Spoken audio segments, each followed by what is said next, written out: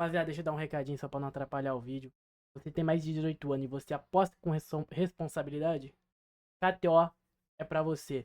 Você quer apostar, pô, em Champions League, Libertadores, Campeonato Brasileiro, Estadual, qualquer coisa? A KTO tem as melhores odds, tá? Vou deixar um QR Code aqui embaixo pra você. E sempre é bom lembrar, com responsabilidade pra maiores de 18 anos.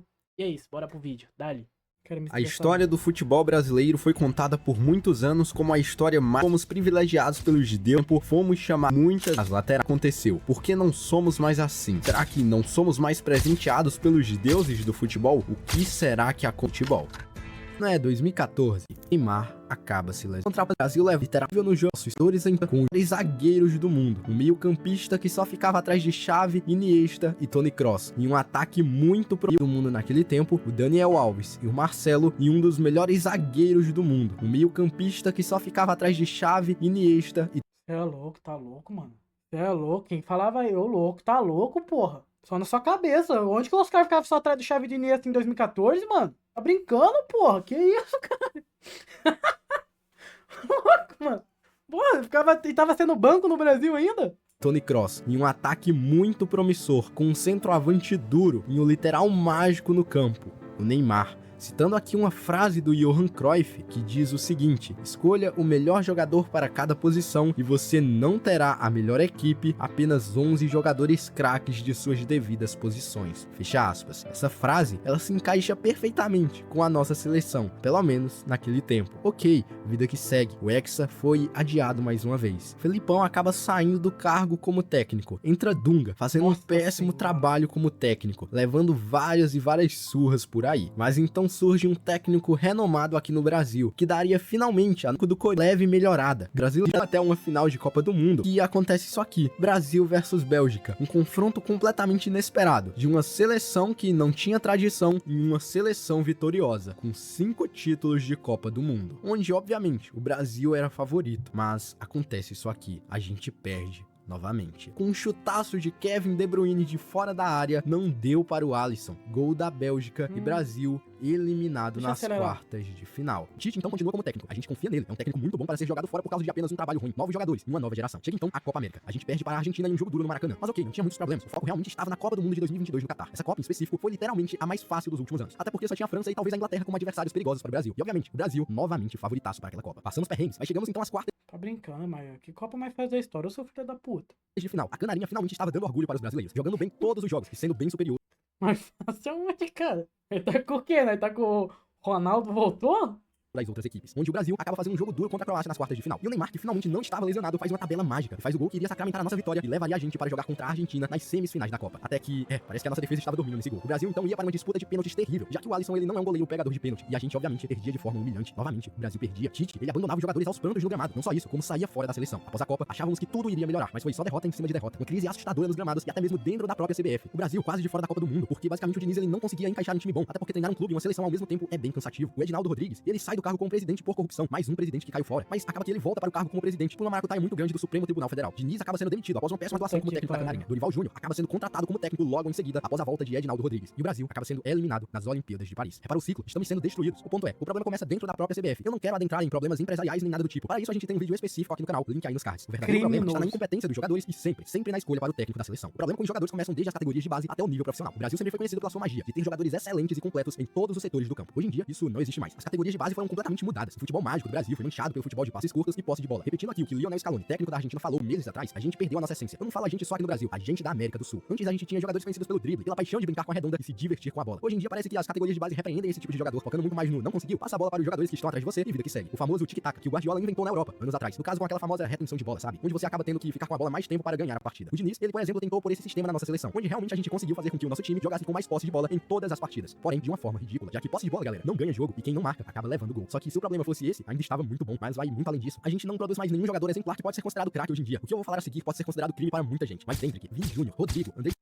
Santos ou qualquer outro jogador da nova geração hoje em dia. O que eu vou falar a seguir pode ser considerado crime para muita gente, mas Hendrick, Vini Pô, mano, colocou um Andrei Santos, mano, moleque. Júnior, Rodrigo, André Santos ou qualquer outro jogador da nova geração aqui do Brasil não pode ser considerado craques ainda, pelo menos por enquanto. Infelizmente. Pô, se o Vini... Não, pelo amor de Deus, cara. Pô, o Vini Júnior não é craque.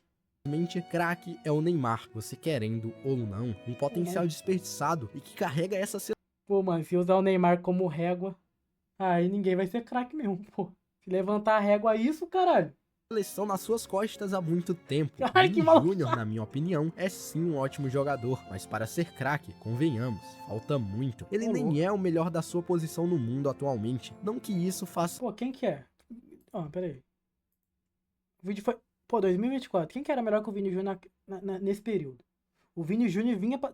Pô, vinha pra campeão do mundo. Não, mas o Mbappé não é da mesma posição do Vini Júnior. Tá, beleza. Pô, mano, o Mbappé realmente é melhor que o Vini. Mas, tipo, beleza. Mas e aí?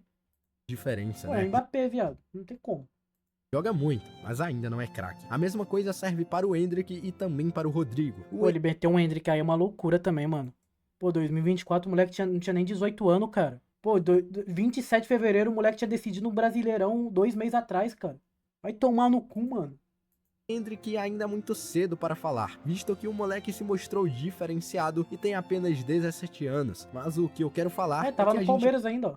pode sim abaixar um pouco da nossa bolinha, já que Isso, cara? ele ainda está se desenvolvendo como pessoa e também como profissional, e já é extremamente superestimado aqui no Brasil. Pô, esse cara me irritou muito. Olha que eu sou corintiano, viado. Superestimado, que isso, cara. O maluco ganhou um Brasileirão pelo Palmeiras, mano. Que isso, cara. Tá brincando, mano. Ou seja, a gente tem que abaixar um pouco a nossa bolinha, louco, pois a pô. gente não tá com tudo não. Já o Rodrigo é aquela coisa, é claramente um ótimo jogador, nada mais, nada menos. Mas voltando aqui ao Vini Júnior, existem vários como ele pelo mundo. Não existe.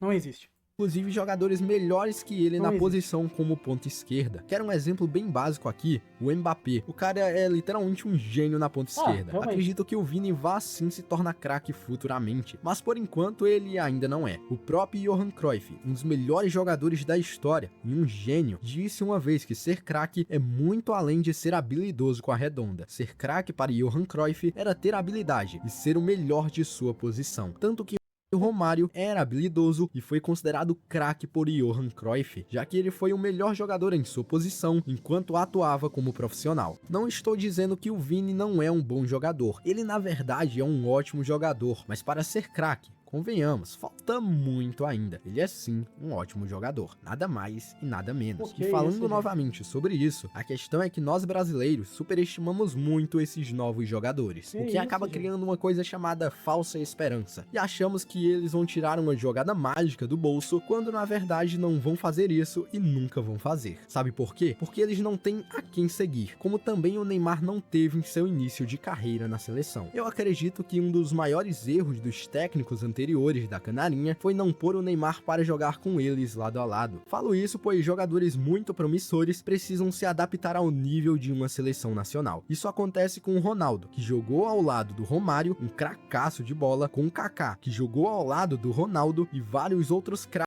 Acredito que um dos maiores erros dos técnicos anteriores da Canarinha foi não pôr o Neymar para jogar com eles lado a lado. Falo isso pois jogadores muito Eu não entendi. Não...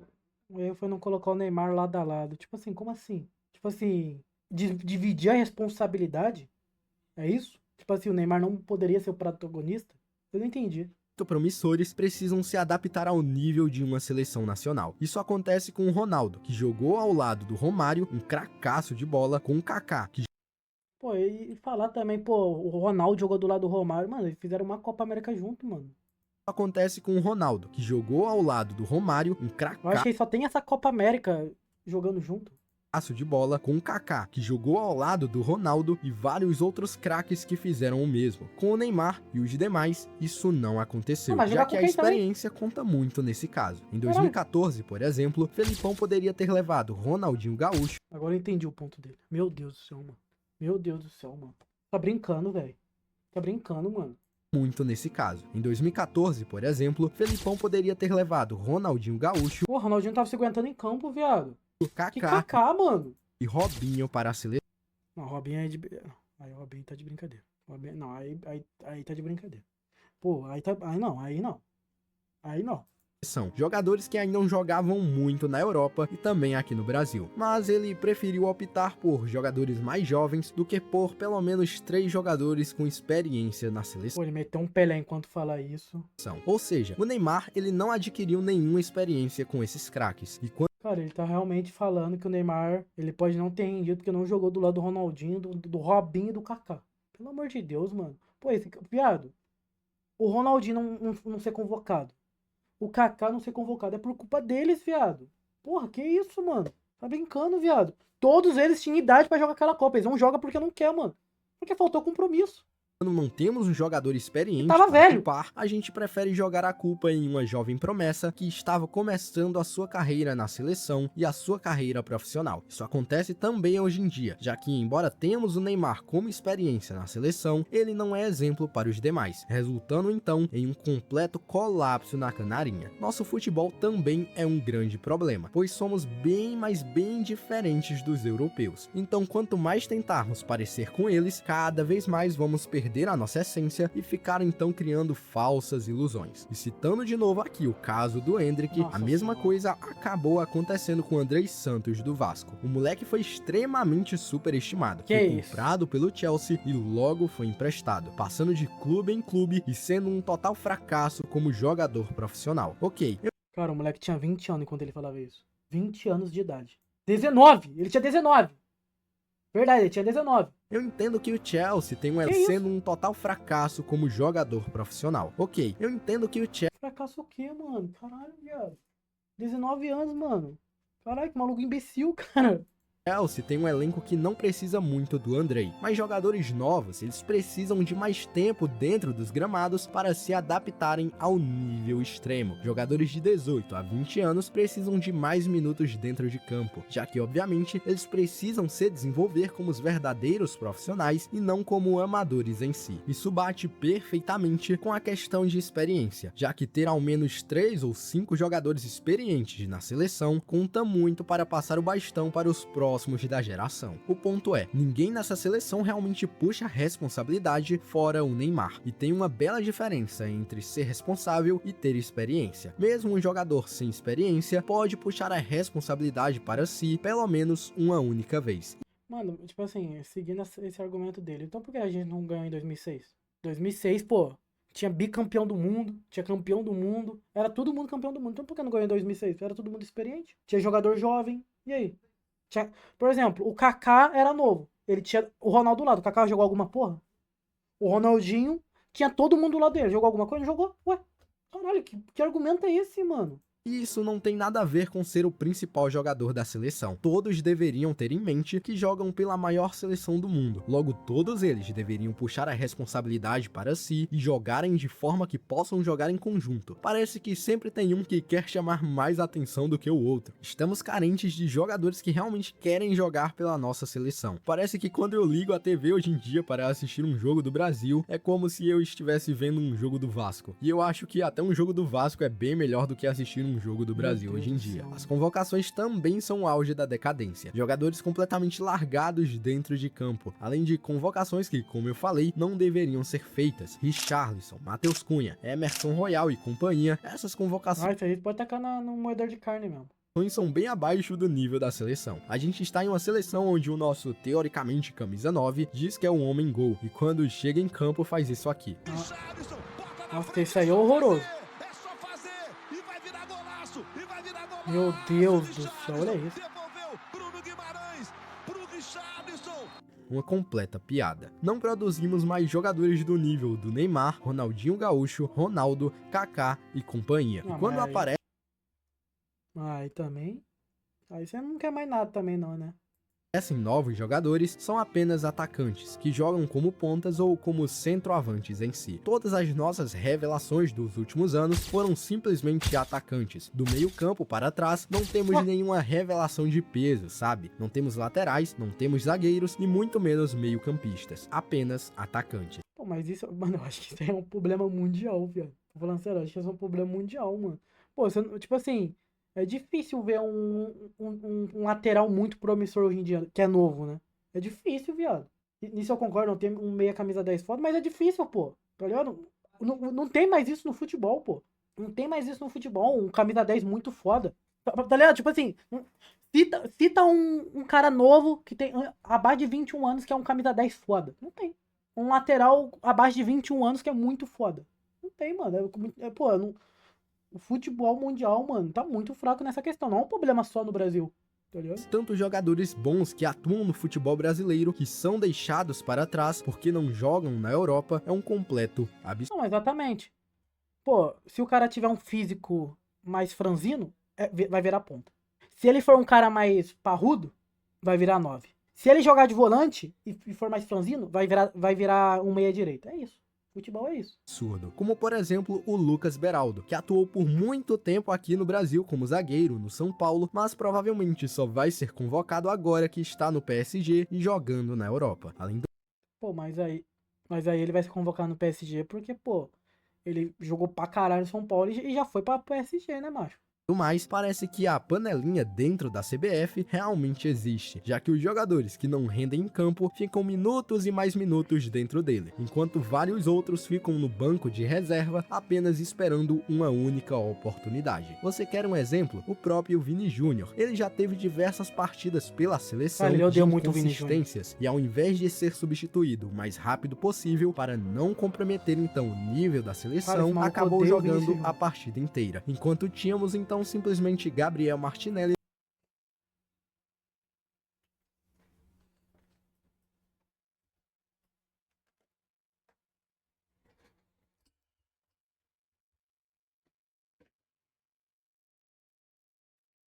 Pô, gente, tipo assim, eu acho que o Vini Júnior é abaixo. Mas caralho, a solução da seleção brasileira virou o Martinelli, mano. Não é melhor deixar o Vini Júnior mesmo, mano. Mano, eu já falei isso. Pô, eu já discuti com um cara há muito tempo no Twitter. Eu acho que foi ano retrasado. O cara defendia que o Vini Júnior tinha que ser banco do Martinelli porque ele não rendia na seleção. Eu falei, meu amigo, o dia que o Vini Júnior ser banco do comum Martinelli, que não decide porra nenhuma no Arsenal, o futebol acaba. Ah, mas o Vini não rende, tá bom. E mesmo assim, tem que ser titular. É isso. É isso. Ah, mas o critério é a seleção brasileira, mano. Foda-se, tá ligado? Mas no pô, banco esperando apenas uma Pelo amor única de Deus, oportunidade. E se a gente for Vou falar infartar, então mano. de nível técnico, o Gabriel Martinelli se mostrou 10 vezes melhor do que o Vini, pelo menos na seleção. Vai que eu saí. Não vou ver mais vídeo. Deu. Agora. Ah, não, deu. Agora deu.